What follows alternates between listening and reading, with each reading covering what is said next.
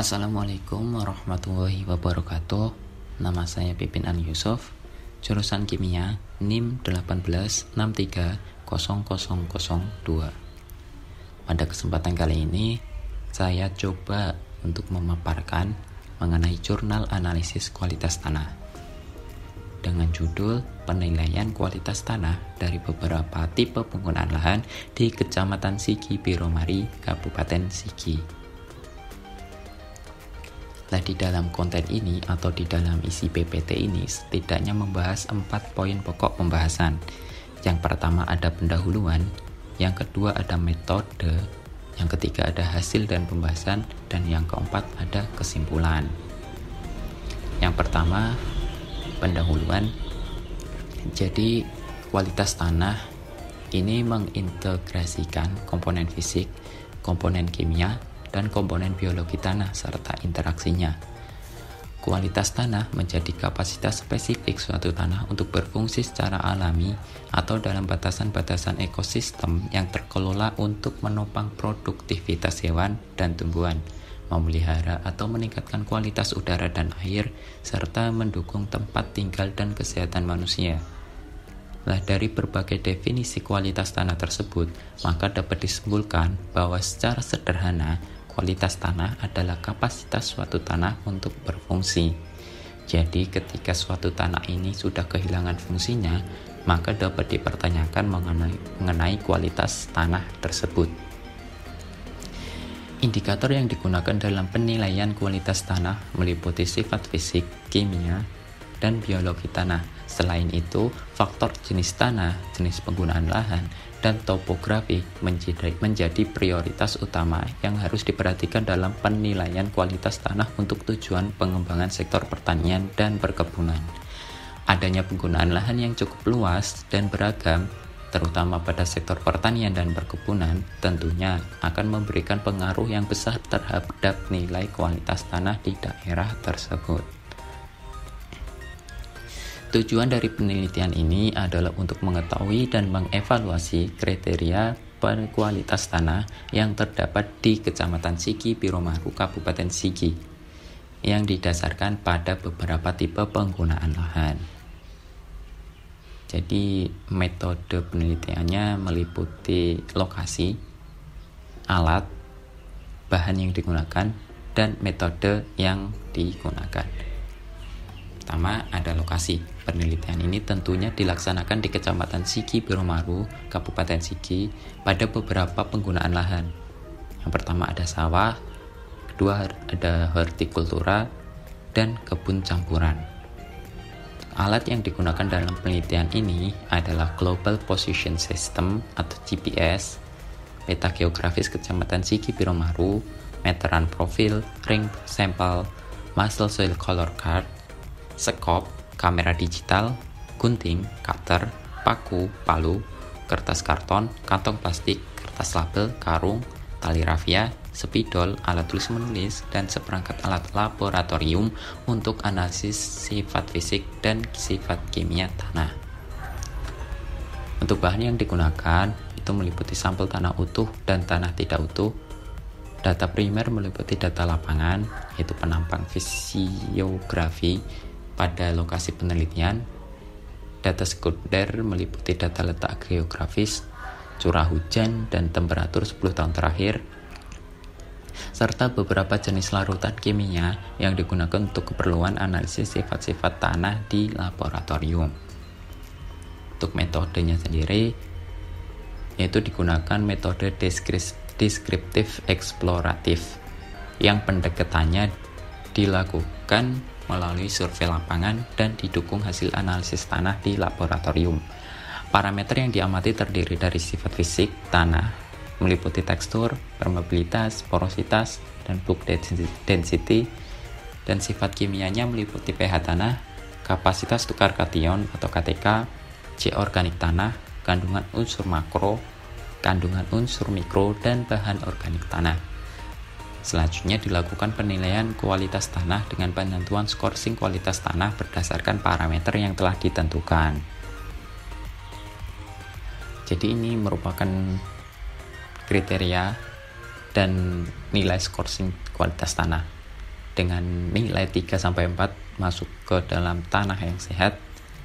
Untuk nilai 1,5-2,5 masuk ke dalam kriteria tanah kurang sehat. Dan yang terakhir 0 dengan nilai 0-1 masuk ke dalam kriteria tanah yang tidak sehat.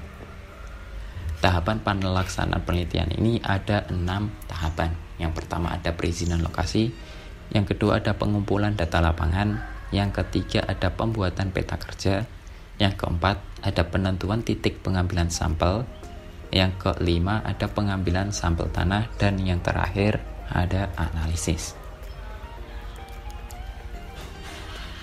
Di hasil dan pembahasan setidaknya ada 3 poin pokok. Yang pertama ada morfologi tanah, yang kedua ada sifat fisik tanah, dan yang ketiga ada sifat kimia tanah. Yang pertama mengenai morfologi tanah, yaitu meliputi warna tanah. Berdasarkan hasil pengamatan yang dilakukan, warna tanah pada profil lahan sawah memiliki warna tanah kelabu gelap.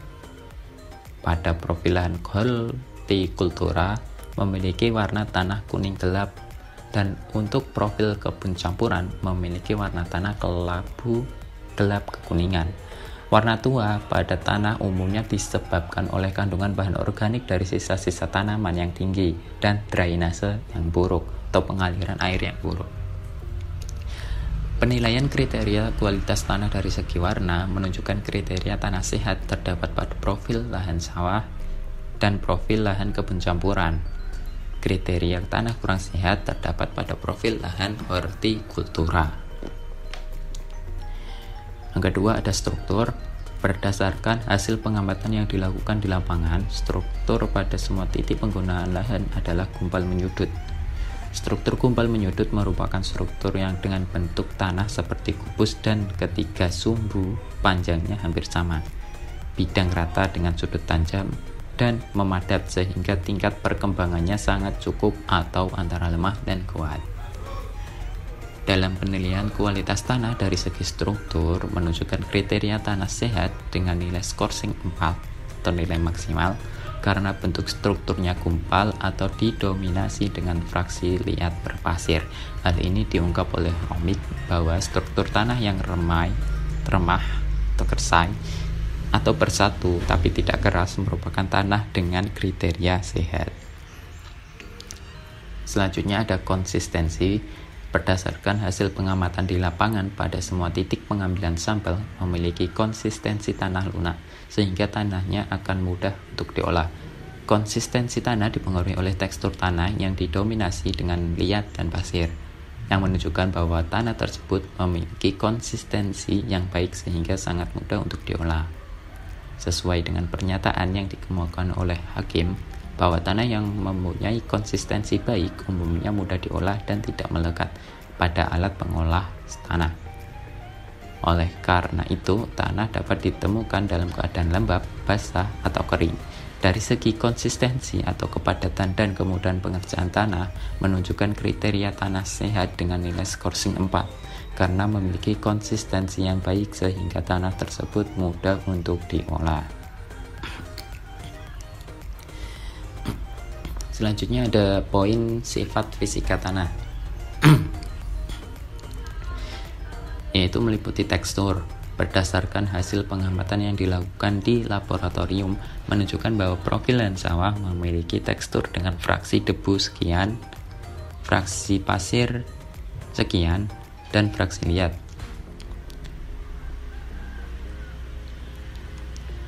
Profil lahan hortikultura memiliki tekstur dengan fraksi debu 37,77%, fraksi pasir 47,03%, dan fraksi liat 15,20%. Dan profil lahan kebun campuran dengan fraksi debu 54,04%, fraksi pasir 28,74%, dan fraksi liat sebesar 17,22%.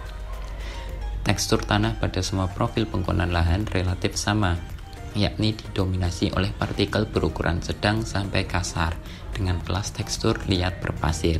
Tanah yang bertekstur pasir mempunyai luas permukaan yang sangat kecil dibandingkan tanah bertekstur liat. Tanah yang banyak mengandung pasir miskin akan unsur hara. Dilihat dari segi tekstur tanah, semua titik pengambilan sampel tanah memiliki kriteria tanah sehat dengan nilai scoring 4 karena didominasi oleh partikel berukuran sedang dengan kelas tekstur berlempung. Hal ini diungkap oleh Lowry dalam Erundo bahwa tanah yang bertekstur lempung memiliki kriteria tanah sehat. Yang kedua ada drainase. Berdasarkan hasil pengamatan yang dilakukan di lapangan, pada profil lahan sawah memiliki drainase buruk karena airnya tergenang, sedangkan lahan hortikultura dan kebun campuran memiliki drainase yang baik karena airnya tidak tergenang dan selalu bergerak sehingga tanaman tidak tergenang oleh air dan cukup baik untuk tanaman hortikultura. Drainase tanah dipengaruhi oleh beberapa faktor, termasuk topografi, struktur, permeabilitas, dan keberadaan atau ketersediaan air yang berasal dari curah hujan, rembesan atau aliran permukaan yang berasal dari daerah yang lebih tinggi.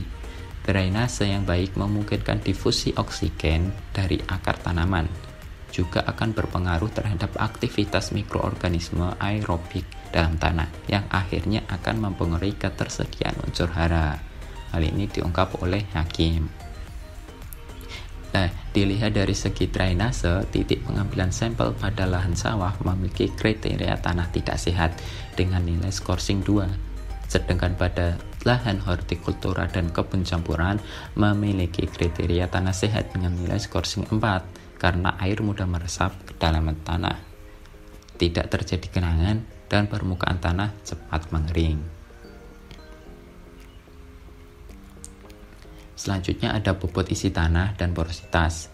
Berdasarkan hasil pengamatan yang dilakukan menunjukkan bahwa semua titik pengambilan sampel tanah umumnya memiliki nilai bobot isi tanah relatif rendah, yaitu antara 1,35 sampai 1,66 gram per cm kubik. Dan porositas sangat tinggi, 35 sampai 49%, yang artinya kerapatan isi tanahnya sangat rendah sehingga sangat mudah hancur dan mudah diolah karena memiliki ruang pori yang renggang. Dilihat dari segi bobot isi tanah dan porositas tanah, semua titik pengambilan sampel memiliki kriteria tanah sehat dengan nilai scoring 4. Hal ini disebabkan karena memiliki bobot isi tanah yang rendah, artinya kerapatan tanah sangat lemah sehingga mudah dihancurkan, serta memiliki ruang pori tanah yang renggang. Selanjutnya, kita masuk ke poin pokok ketiga, yaitu sifat kimia tanah yang meliputi pH tanah. Berdasarkan hasil pengamatan yang dilakukan menunjukkan bahwa semua titik pengambilan sampel tanah di daerah penelitian mempunyai pH yang masam atau asam sampai agak asam dengan kisaran pH air 5 sampai 10, 5,10 sampai 5,54 dengan pH KCl 4,19 sampai 4,74. Kondisi ini disebabkan adanya pengolahan tanah dan pemakaian pupuk-pupuk anorganik sebagai tambahan hara pada tanah dan lahan pertanian. Pemakaian pupuk tersebut menurunkan pH tanah sehingga pada penggunaan tanah sawah mempunyai pH yang lebih rendah. Dalam penilaian kualitas tanah dari segi pH, semua titik pengambilan sampel tanah memiliki kriteria tanah kurang sehat dengan nilai scoring rata-rata pada setiap penggunaan lahan adalah 2. Hal ini disebabkan karena pH tanahnya berkisar dari agak masam sampai masam. Hal ini diungkapkan oleh Romik bahwa tanah yang memiliki pH tanah netral merupakan tanah dengan kriteria sehat, sedangkan tanah yang memiliki pH tanah masam atau basal merupakan tanah dengan kriteria tidak sehat. Yang kedua ada kapasitas tukar kation atau KTK. Berdasarkan hasil pengamatan yang dilakukan menunjukkan bahwa lahan sawah memiliki KTK rendah dengan kisaran 17,30 kalori mol per kilogram. Sedangkan pada lahan hortikultura dan kebun campuran memiliki kisaran sedang dengan nilai 21,26 sampai 21,69. Kisaran KTK rendah terdapat pada sampel lahan sawah Hal ini disebabkan karena kandungan liat dan bahan organik yang rendah. Bahan organik mempunyai pengaruh yang amat besar atas kapasitas tukar kation. Dilihat dari segi KTK tanah, pada titik pengambilan sampel lahan sawah memiliki kriteria tanah tidak sehat dengan nilai skorsing 0 atau nilai paling rendah. Akibat nilai KTK yang rendah hingga sedang, sedangkan pada titik pengambilan sampel lahan hortikultura dan kebun campuran memiliki kriteria tanah kurang sehat dengan nilai skorsing rata-rata 2. Hal ini diungkap oleh Lowry dalam Mirundu bahwa tanah yang memiliki nilai KTK rendah, yaitu kurang dari 5 atau berkisar antara 5 sampai 7, merupakan tanah dengan kriteria tidak sehat. Yang ketiga ada C organik. Berdasarkan hasil pengamatan yang dilakukan menunjukkan bahwa semua titik sampel tanah memiliki nilai kandungan C organik tanah rendah dengan berturut-turut 1,42 gram per 100 gram, 1,89 gram per 100 gram, dan 1,78 gram per 100 gram. Dilihat dari segi kandungan C organik pada semua titik pengambilan sampel tanah menunjukkan bahwa tanah memiliki kriteria tidak sehat dengan nilai skorsing 0 atau sangat buruk sekali, sehingga diungkapkan dalam penelitian kualitas tanah oleh Lowry dalam Irundu bahwa tanah yang memiliki nilai C organik yang rendah, yaitu berkisar antara 0,1 sampai 2,0 gram per 100 gram, merupakan tanah dengan kriteria tidak sehat. Yang keempat ada bahan organik. Berdasarkan hasil pengamatan yang dilakukan, nilai bahan organik tanah yang tinggi terdapat pada penggunaan lahan hortikultura, yaitu sebesar 2,44%, kemudian lahan kebun campuran sebesar 3,25%, dan yang terakhir ada pada lahan sawah. Rendahnya kandungan bahan organik pada lapisan atas mungkin terjadi karena penggunaan pengolahan lahan yang intensif. Bila lahan ditanami secara terus-menerus, seperti yang terjadi pada lahan hortikultura dan kebun campuran, maka kadar bahan organik tanah makin lama akan menurun karena digunakan untuk keperluan pertumbuhan dan pengembangan tanaman refliati. Dilihat dari kandungan bahan organik menunjukkan bahwa semua sampel tanah memberikan nilai kurang sehat dengan nilai skorsing 2. Hal ini disebabkan karena memiliki kandungan bahan organik yang rendah, sesuai dengan diungkapkan oleh Lowry dalam Irundu bahwa tanah dengan nilai bahan organik yaitu kurang dari 2% atau lebih besar dari 8% merupakan tanah dengan kriteria yang tidak sehat. Selanjutnya ada unsur hara makro. Berdasarkan hasil pengamatan yang dilakukan menunjukkan bahwa kandungan unsur hara makro, baik itu dari N, nitrogen, fosfor, kalsium, kalium, dan magnesium, memiliki kriteria rendah sampai sedang. Unsur hara makro yang terkandung pada setiap titik pengambilan sampel pada penggunaan lahan ini masih kurang. Hal ini disebabkan karena kandungan bahan organik tanah yang masih rendah. Dilihat dari kandungan unsur hara makro menunjukkan bahwa semua titik pengambilan sampel tanah memberikan kriteria nilai tidak sehat dengan nilai skorsing 0 atau nilai paling rendah karena memiliki kandungan unsur hara makro yang sangat rendah dan masih banyak memerlukan suplai pupuk yang sangat banyak karena tidak tersedia bagi tanaman, sesuai diungkapkan oleh Lowry dalam Irundu bahwa tanah yang memiliki kandungan unsur hara makro yang rendah merupakan tanah dengan kriteria tidak sehat. Selanjutnya ada unsur hara mikro. Berdasarkan hasil pengamatan yang dilakukan menunjukkan bahwa kandungan unsur hara mikro dari Fe atau besi memiliki kriteria cukup atau rendah untuk tanaman. Semakin sedikit kandungan unsur hara mikro pada tanah akan semakin baik tanahnya, karena pada umumnya memerlukan unsur hara mikro dalam jumlah sedikit. Apabila unsur hara mikro pada tanah berlebihan, maka akan terjadi keracunan pada tanaman, sehingga menjadikan kondisi tanah memburuk dan dapat mempengaruhi pertumbuhan dan produksi tanaman. Dilihat dari segi kandungan unsur hara mikro menunjukkan bahwa semua sampel tanah memberikan kriteria sehat dengan nilai skorsing rata-rata pada semua penggunaan lahan adalah 4 atau nilai maksimal.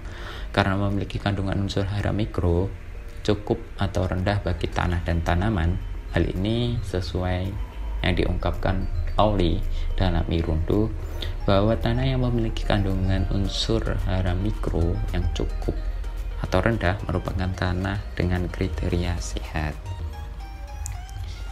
Ini merupakan hasil skorsing dari kualitas tanah dari beberapa jenis penggunaan lahan. Yang pertama untuk sawah dengan nilai skorsingnya 2,66 dan masuk ke dalam kriteria tanah yang kurang sehat.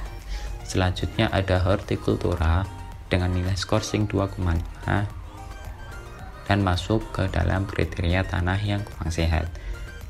Dan yang terakhir ada kebun campuran dengan nilai skorsing tanah sebesar 2,83 dan masuk ke dalam kriteria tanah yang sehat.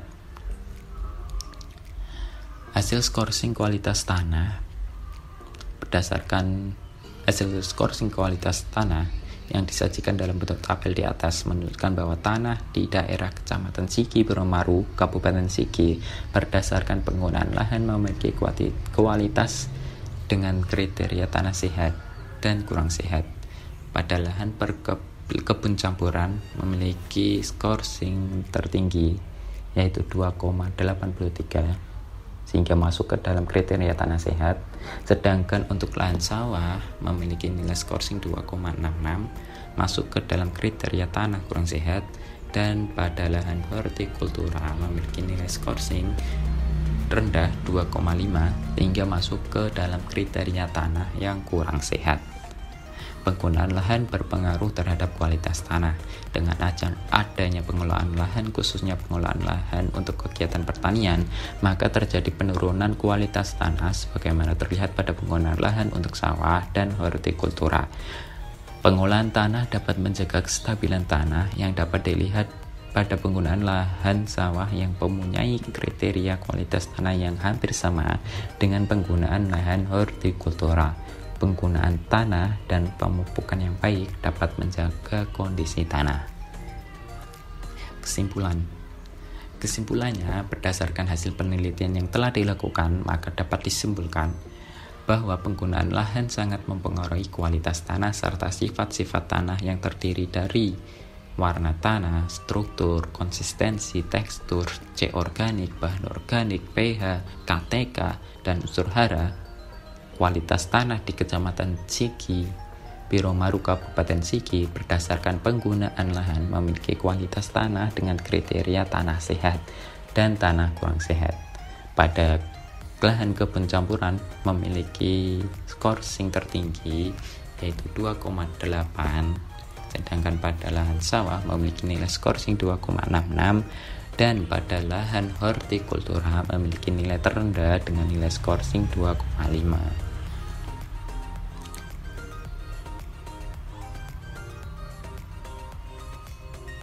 Terima kasih. Sekiranya itu saja yang dapat saya paparkan atau dapat saya sampaikan. Untuk kurang lebihnya saya mohon maaf sebesar-besarnya. Terima kasih atas perhatiannya. Semoga video ini dan materi ini bermanfaat. Wassalamualaikum warahmatullahi wabarakatuh.